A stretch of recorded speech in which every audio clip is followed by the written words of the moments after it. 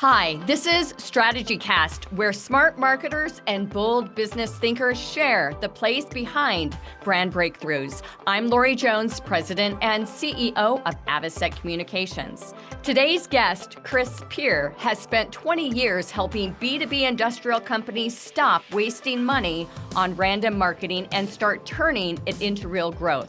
In his book, The Great 8 Pillars, Chris breaks down a non-fluff framework that shows exactly why most marketing fails and how to fix it. We're diving into the first 3 pillars: ROI-driven goals, a sharp value prop, and a real strategy, because that's where most companies lose money and where the fastest wins live. A competitive edge starts with strategy, and strategy starts with knowing how to develop one. StrategyCast is a leading marketing podcast that serves up strategic insights, trends, and tips to help separate your business from the pack. Tune in weekly as host Lori Jones interviews bold marketing leaders who have priceless wisdom and are willing to share. Each episode explores cutting-edge approaches that have proven instrumental in transforming brands into industry trailblazers.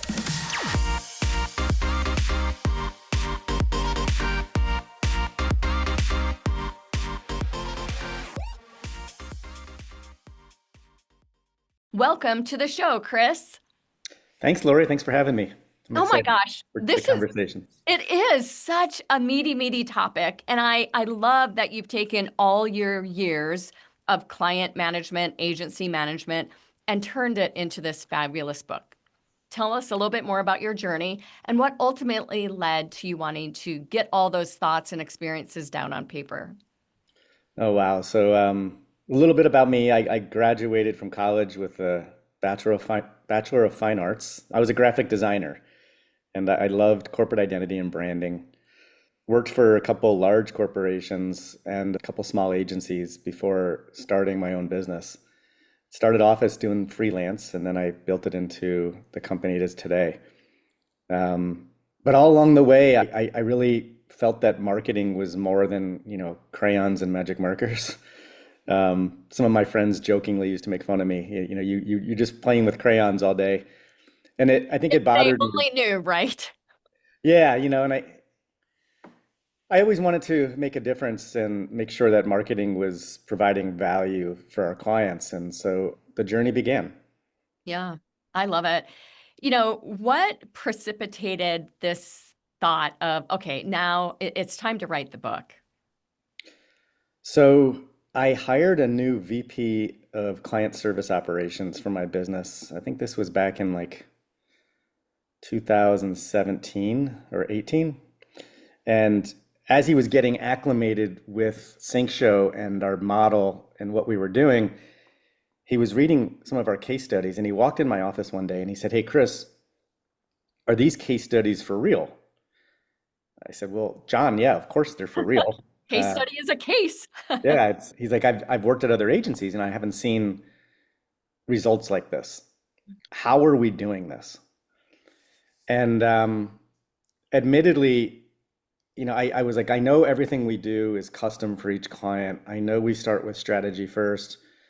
That's been one of our tenets for over a decade at that point. Right. But other than that, I couldn't answer him. And I was a little embarrassed, a little bit like, I was like, wow, this is a great question. And he's like, we need to figure this out. And so we spent about 18 to 24 months diving into every single client we ever served over the 20 plus years.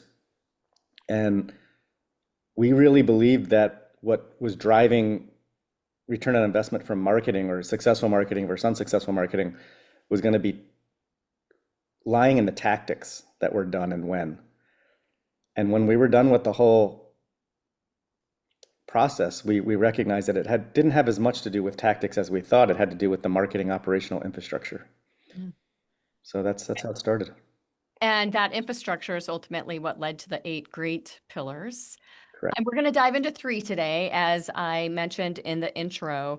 The first pillar is ROI-driven goals, KPIs, and industry benchmarks. And in the book, you talk a lot about the fact that marketing must be aligned with revenue. It's not just an activity. And, back to the point that you made, with your friends lovingly teasing you about, crayons and markers, I think that that has been an ongoing hump, even today, for a lot of people that just don't believe in marketing. And they believe that ultimately they can do it themselves now because of AI. And back to strategy first, back to true, smart business people who hire marketers for the right reasons. This is where the rubber meets the road. They know that they will achieve an ROI with marketing if it's set up correctly. Mhm. So with all that said, you mentioned that you believe most companies treat marketing like an expense. What is the first mindset shift that they need to make in order to look at marketing as a revenue generation department? So before I answer that, I just want to preface where I'm coming from and kind of how this started. We only work with B2B companies, so we don't work with business to consumer companies at all. And we only work with the industrial sector, so manufacturing, transportation, logistics, warehousing, distribution. And in those industries, especially in manufacturing, they just never have traditionally believed in marketing. Right. Manufacturing was largely a relationship exercise for new business development. And that's all shifted now over the last, 5, 6 years. So when we talked to manufacturers about marketing, they were like, that's all smoke and mirrors. We don't believe in that. So we had to be able to illustrate that marketing is not an expense on the books, but a profit center. Right. And so to answer your question, what's the mind shift or the mindset change that has to happen is I like to tell our clients, let's not think of it as marketing because everybody thinks of marketing as something different, but let's talk about communications and how strategic communications, well thought out strategic communications should and can lead to enhanced revenues for the organization, and the ability to track that is very important.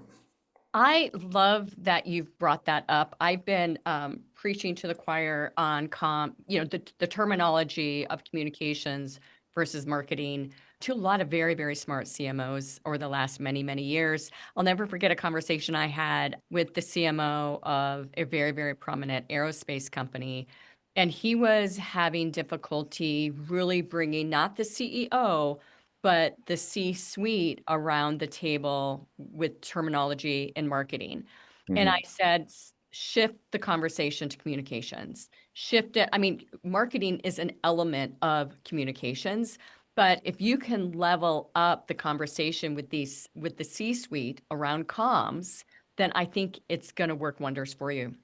About a Yeah. month later, he reported back and he said, "Oh my gosh, that simple twist is ultimately what it took to really start being more respected at the table."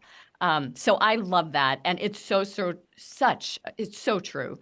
Um, so we're talking about ROI. The big question is, how do you measure it? But then how do you also budget around it with expectations of what the ROI should be? So when we first set out, we wanted to aim for a 10x return on investment. And that's our goal with all our clients is to get a 10x return on investment. And a lot of companies will say, well, I want my 10x. And I'm like, well, if I could guarantee a 10x investment in anything, I would go do that. Right. If I can invest in a stock and get a 10x ROI, I would do that. But I just really believe that if you don't have a goal, then what you really got is a hope and a dream. So Right. let's set the goal. So the first thing we do, and it's really simple, just take your entire marketing spend, whether it's team members, computers, training, trade shows, you name it. Put it all down on paper, look at your P&L, and then identify all the expenses that go towards marketing. Add it all up, multiply it by 10, and there's a good goal. Mm-hmm. Do we attain a 10x ROI for every client? No. Yeah. Sometimes it's 2x, sometimes it's 3x. We had one client that was 27x. So it's a goal. And I Yeah. think having that goal is really critical. It is, and I think there are a lot of factors that come into play here. So what is the sales life cycle? If the sales life cycle is, 2 years, Yeah. uh, that's going to change that ROI. certainly you're going to have some low-hanging fruit along the way, but nonetheless, it's going to change that ROI. In a lot of cases, in manufacturing in particular, if you are working in the defense arena and you get a contract, but it doesn't start for 4 years, you've got to be able to include that contract in the immediate ROI, even though the measurable income won't start for 4 years. So things like that, I think, are real consideration sets when it comes to this. What is, where is the brand position to begin with? What is the share of voice to begin with? What is the awareness to begin with? All these sort of things really change how we measure ROI. Yeah, and I appreciate you saying all those things because it is a tricky calculation.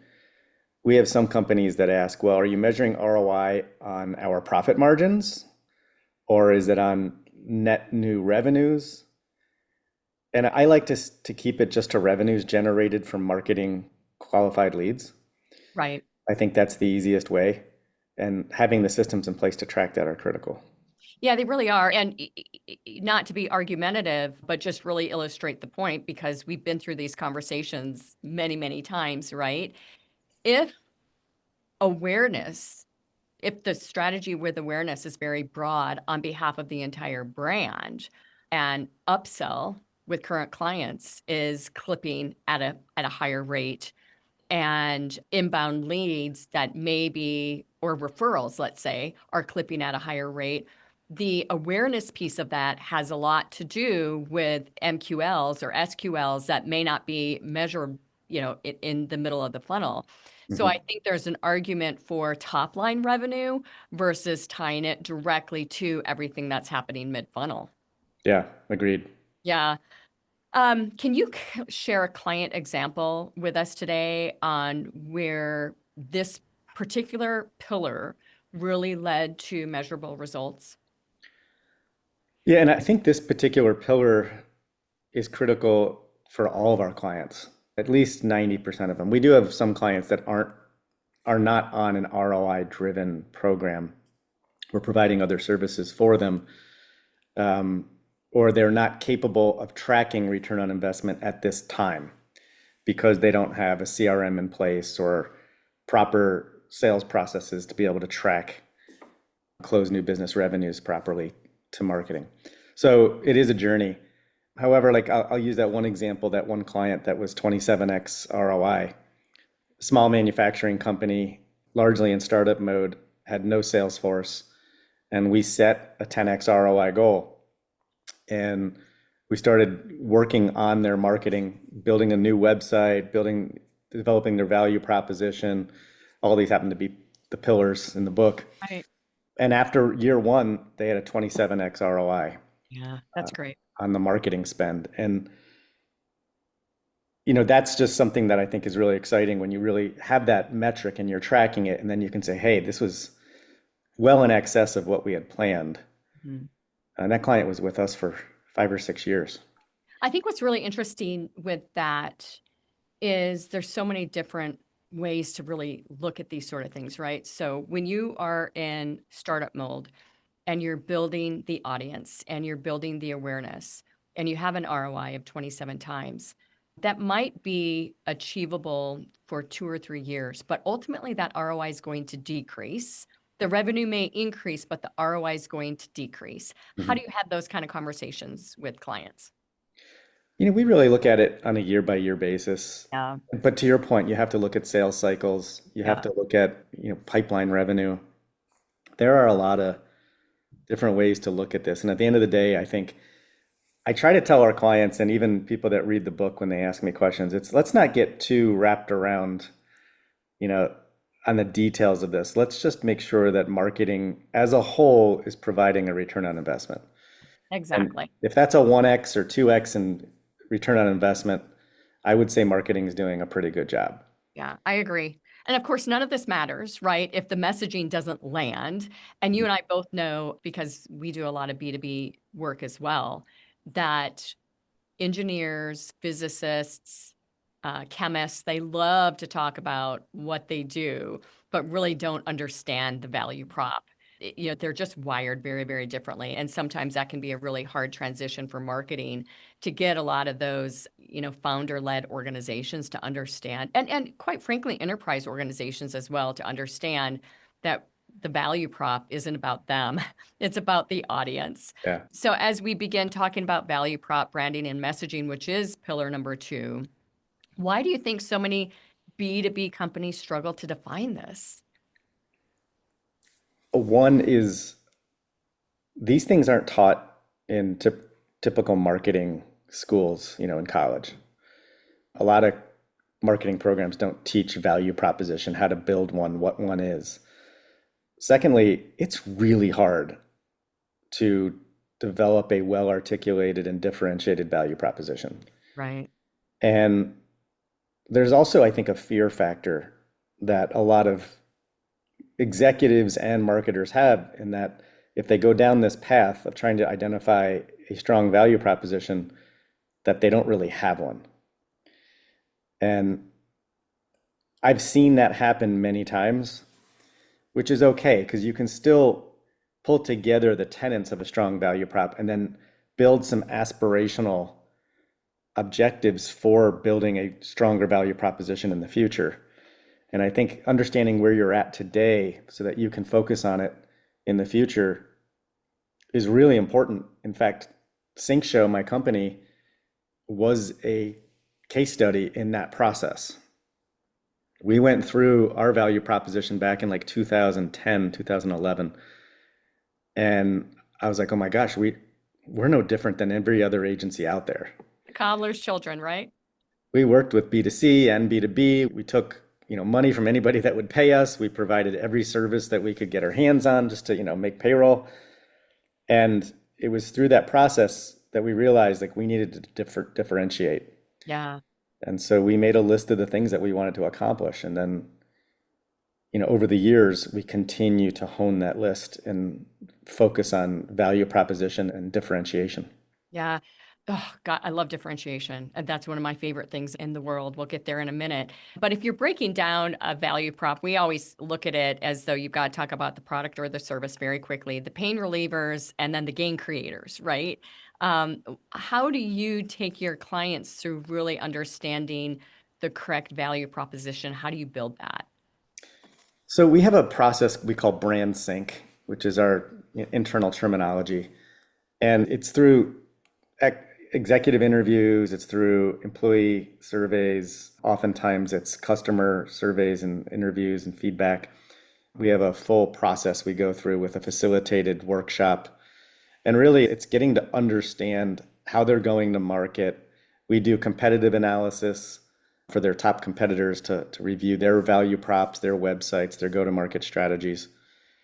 And really what we're looking for are those key differentiators in what makes them unique. Mm-hmm. And oftentimes it's not one specific unique attribute. It's a combination of 3, 4, 5 different attributes that we can speak to that make them unique. Mm-hmm. And a lot of companies, when we start the process, didn't realize that these 3 or 4 or 5 things were unique. They were always looking for that, magic bullet as to the one thing that was gonna, make them different. One thing that helps when we're developing this process with our clients, we always do a POP/POD grid. So point of parity versus point of differentiation, moving into one of my favorite topics, which is differentiation. And there are a lot of brands out there that consider points of parity their points of differentiation. And when you talk about the competitive analysis, I think that's really eye-opening for people, because then they're really able to see that, wait, we do look like everyone else. We do sound like everyone else. We really need to dive into this further, which, by the way, AI cannot provide a good answer on. If you don't have the framework in place, you still need the human intelligence and the process behind it. It can provide some ideas, but it's never, the sole answer. And I love the fact that differentiation is something that's so important for you, because it is for us too. And quite frankly, all the people that are hiring both of us, right? They know that they need to get to this point. From a differentiation standpoint, that I think can be the hardest thing. People want to lead with quality. They want to Mhm. lead with service. They want to lead with low price or high price or value. They want to lead with innovation. They want to lead with we've got the best customer service, whatever it might be. And sometimes those things may work, like maybe if you're a Zappos or, they've been able to put so much money behind it that they've been able to differentiate that core value as something that is unique and different. What do you talk to us about the importance of differentiation and why so many value props don't work? Because it is your success is our satisfaction. It just, it doesn't hit from a differentiated standpoint. Yeah, well, I think you said it right up front. When your customers realize that they're just like their competitors, they speak the same, they talk about all the same attributes that they think are unique. Mhm. You mentioned customer service, quality, timing, pricing. I think a lot of our customers, when we first start talking to them, also say, well, we have the best people and the most experienced team. And then we can point out, yeah, everybody else in your industry is saying the exact same thing. So I think one is you need proof points. So what are the proof points to support those claims?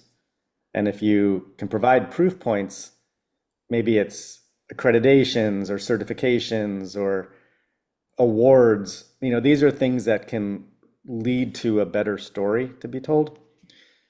So I think when it comes to differentiation, what we're looking for is, do you focus on a niche? Are you really good at one piece of the puzzle versus the whole puzzle?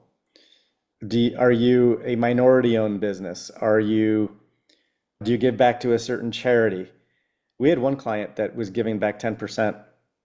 I think Wow. it was 10%, maybe it was 5%, but they were giving back a significant portion of their profits to a charity. And I won't mention the name of the company. I thought it was an ingenious differentiation strategy because they chose the charity based on their buyer personas and what the buyers cared about, Yeah. not about necessarily what the company cared about. So I think, as you look at those different things, it all wraps up into a stronger story to be told, as long as it's an accurate and truthful story. Yeah, I agree. An area that we talk a lot about from a perception standpoint is that client might have a great product. I mean, they might be the best in the industry, but the brand itself is not leveled up to the quality that they're delivering the market. And Hmm. that can be, of course, messaging and value prop, but can also be look and feel, the actual brand look and feel. So we find ourselves really having to level that up as a piece of this as well. How do you have those conversations with clients when basically, the lipstick on a pig's not going to work?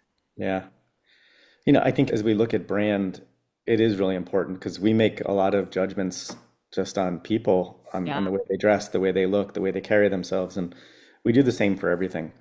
So I think looking the part is really important, but also playing the part. Um, to the contrary, I've also seen great brands with horrible companies and vice Yeah. versa. Yeah. And so I think going back to that phrase, truth in marketing, I really do believe that when you're telling the story has multiple aspects and tentacles. The visual brand is part of it, the culture is part of it, the products and services quality and deliverability. I mean, these are all parts of that story that need to come together. Right. Once your message is clear and you've got that roadmap that we've been talking about, I think that's really where this third pillar, and we're starting to talk marketing for the first time. A lot of what we've talked about, back to the beginning of our conversations is comms, right? Mhm. So now we get into marketing, and this is where I think the strategy can really fail all of that upfront work because there's a very tactical driven mindset to this and let it instead of letting the strategy drive the tactics and people it's just throwing darts. Yeah. Why do you say most marketing fails? Because there's no real strategy behind it. It's really from proof over the years. Almost every single client that comes to Sync Show and is talking to us has worked with two or three agencies before us. Ah, And it's because they wasted a lot of time on money on marketing that didn't work. Hmm. And they're frustrated, they're angry, they're disappointed, they're starting to lose faith in marketing. And the first question I'll ask them is, hey, can you send me over your written, documented marketing strategy? And they look at me like I'm crazy. Yeah. So we'll tell them right up front, like if you have to slow down to speed up. And what we mean by that is let's build that strategy first. And being in the manufacturing industry is one of our, niche markets.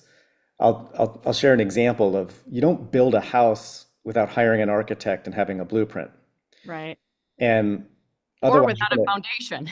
yeah, you're going to end up with one really messed up house. Yeah. The same is true for marketing. So let's identify, a formal strategy that we all agree on that is unique to your business and where you are as an organization as it relates to like your where you're at today with your sales and marketing department. If you don't have the baseline of where you're at today defined as well, the greatest strategy in the world might not even be possible to pull off because you don't have the resources, the tools, the software, the people, in place to make it all happen. Right. I could not agree more with any of that. There's so many nuggets there. How would you break down, like, what is a great outline for a strategy? So there are some, really common, let's just say chapters that you need in your marketing strategy. And if anybody wants a template for this, on our website, the letter G, the number 8, the letter P, so it's g8p.co. We have a resource section there and you can download a free marketing strategy template. There's tons of other templates there too. But I would say, first and foremost, you need to identify who your ideal customer profile is. Yep. I'm a big bass fisherman. I use this analogy a lot too, is I love fishing and I love largemouth bass fishing specifically. Mhm. Largemouth bass is like my ideal customer profile. So I have a bass boat. I have fishing rods and reels and lures just for bass. I know where the bass hanging out. They're not in the ocean, they're in inland lakes. So I think, once you have your ideal customer profile identified and the geographies as to where you're doing business, that's really critical. Right. I'd say probably 80% of the companies that when we first start working with them, they have a sense of who their best customers are, but they don't really know who their ideal customer is. Mm-hmm. Then I would say in the marketing strategy, you need to identify your buyer personas. So who are those buyers making decisions at those ideal customer profile companies?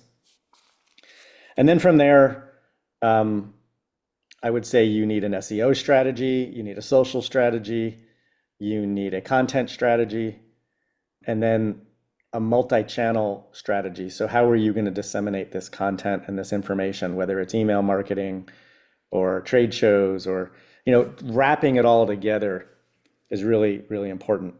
Mm-hmm. And Lori, last but not least, probably the most important are you need these first two pillars we've discussed is you need that ROI-driven goal and you need to do an assessment of your value proposition and make sure it's well articulated and differentiated. Yeah, I think that's great. And a good reminder for a lot of our listeners today. And you can't skip any of these steps that we've talked about, the pillars. And moreover, you can't skip any of these steps that we've just talked about regarding the actual marketing strategy.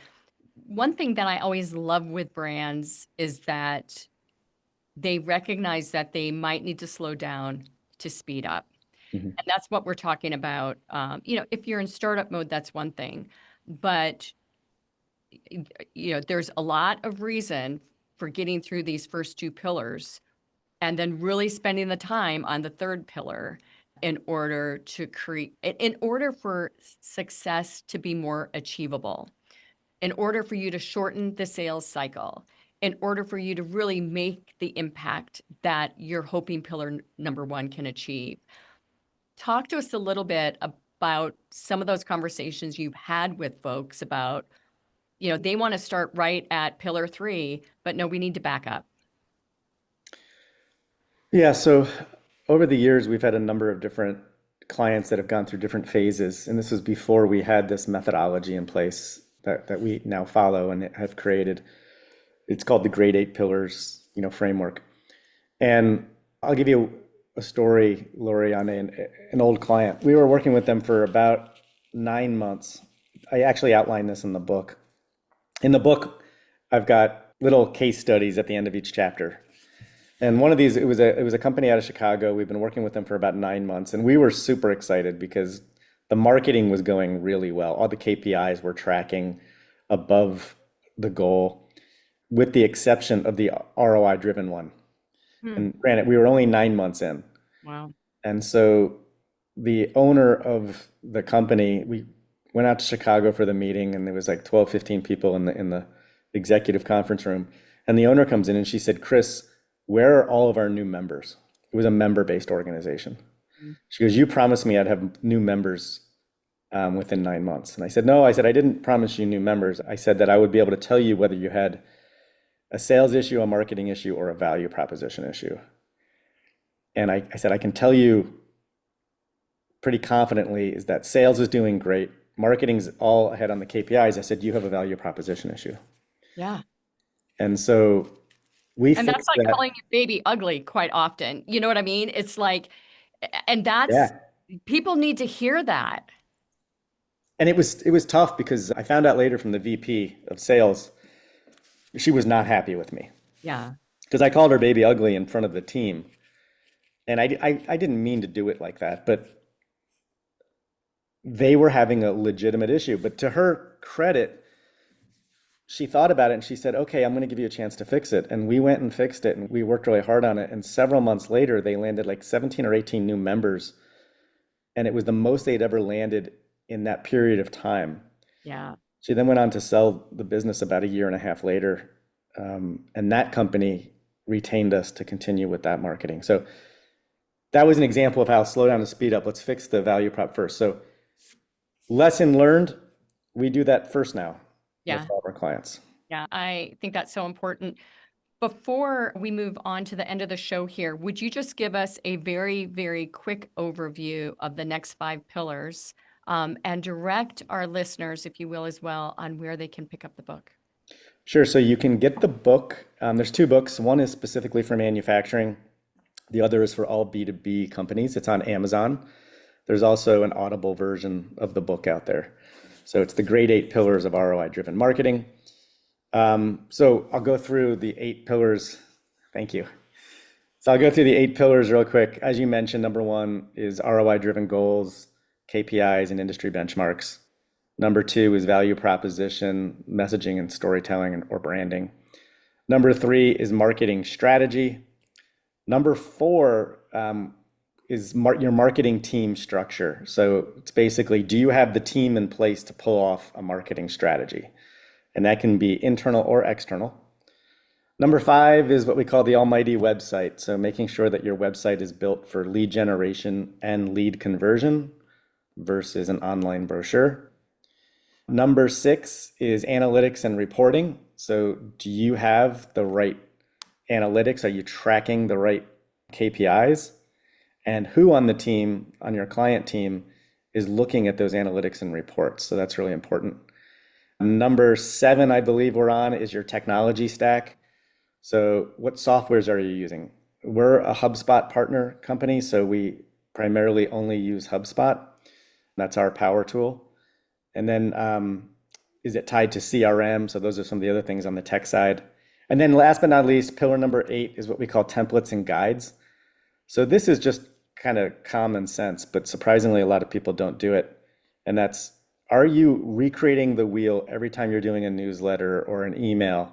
So do you have email templates, newsletter templates, landing page templates, and best practices defined so that you know what's working and what's not? Yeah, that's great. Thank you. I obviously I have the book. I've just showed it to all of you, or those of you who are listening or don't know that, but nonetheless, I can't wait to dive into it. I think that, one thing that is beautiful about the industry that you and I are in and the clients that we serve is that curiosity is so important, right? And we constantly need to be learning. I bring people on this show like you, Chris, every week because I've just got that thirst to surround myself by very, very smart people and learn through them. So I look forward to diving into that book.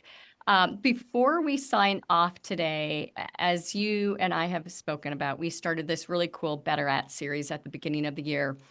And we're using it to just highlight perhaps a way each week that a marketer can sharpen their skills to really make a big difference, either with their clientele, with the C-suite, with their team, with the market, whatever it might be.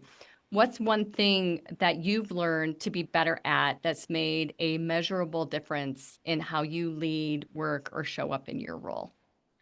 That's a really great question. I would say, Lori, the one thing that I've gotten better at and worked hard at is allowing my team to take chances and have more autonomy in what they do. Right. Because while marketing is important, it's not heart surgery. Right. Nobody's dying if we screw up, Yeah. So as long as there are calculated risks and the team is trying new things, not everything's going to work out perfect, but as long as it's not, hurting a client's brand or image or something like that, let's take those risks and try new things, because we're going to find those gold nuggets that might really propel a company into, stronger ROI. Yeah, that's fantastic. Thank you, Chris. This has been Yeah, thank you. such a great conversation. What is the best way for our audience to get in contact with you? So my company is Syncshow, SYNCSHOW.com. You can also find all those resources that I mentioned, g8p.co. And then there's also chrispeer.com. I'm always available for speaking and consulting, and those are the three easiest ways. Wonderful. And I'd love to hear from you too. Please email me, Lori@avocetcommunications.com. Chris Peer, thank you so much for your appearance on StrategyCast. Thanks, Lori. That's a wrap. Thanks for joining us on today's show. We hope your strategic brains are spinning with new ideas and bold inspiration that will elevate your strategies and marketing know-how.